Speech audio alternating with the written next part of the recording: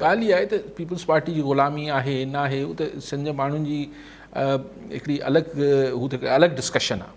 सवाल इहो आहे त PTI खे 3.5 सालनि खां पोइ सिंध जा माण्हू छो यादि आया आहिनि। कुरैशी साहब जा त मुरीद बि आहिनि, मतिलबु हिन सॼे पट्टी में काफ़ी मुरीद आहिनि, घोटकी में बि घोटकी साइड में बि अथनि, हिन पासे सॼे सिंध में।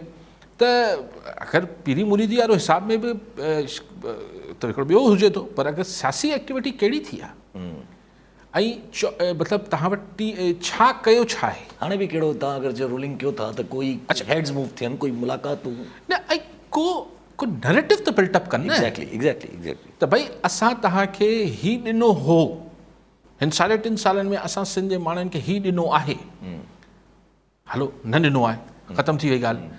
हिकिड़ो त शयूं आहिनि न साईं, ॾिसो हिकिड़ी शयूं हुजनि थियूं, मिसाल पेट्रोल महांगो थींदो त उहो मियां चुन्नू ऐं सॼे कोयटा ऐं सॼे मुल्क लाइ महांगो थींदो त दादू ऐं लाड़काणे लाइ महांगो थींदो, उहो त ठीकु थी वियो, उहो त सभिनी सां जेको सुलूक थींदो सभिनी सां बराबरि थींदो, सस्तो थींदो सभिनी लाइ बराबरि थींदो। त इहे सिंध लाइ त कोई स्पेसिफिक शइ न आहे।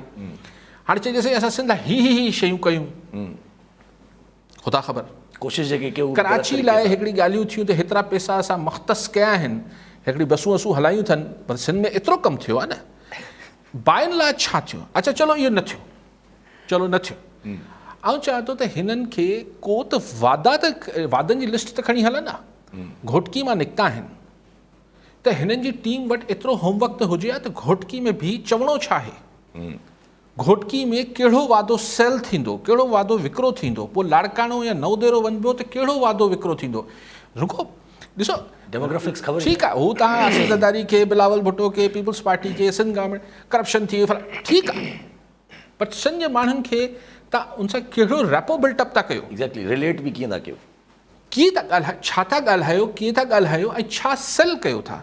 सिंध जे हवाले सां अंडरस्टैंडिंग मूंखे तव्हां सम्झायो न त सिंध जे हवाले सां PTI जी ऐं ख़ासि तरह इंटीरियर्स आहिनि, उहो त सॼे सिंध लाइ, पर अगरि चऊं त वरी बि कराची जी हुननि वटि हिकिड़ो पंहिंजो जेको पिणु मूंखे उन्हनि जी स्ट्रेटजी सम्झ का ॿाहिरि आहे, कॾहिं MQM थियणु चाहिनि था, कॾहिं MQM नथा थियणु ॾियणु चाहिनि, उहा हिकिड़ी अलॻि ॻाल्हि।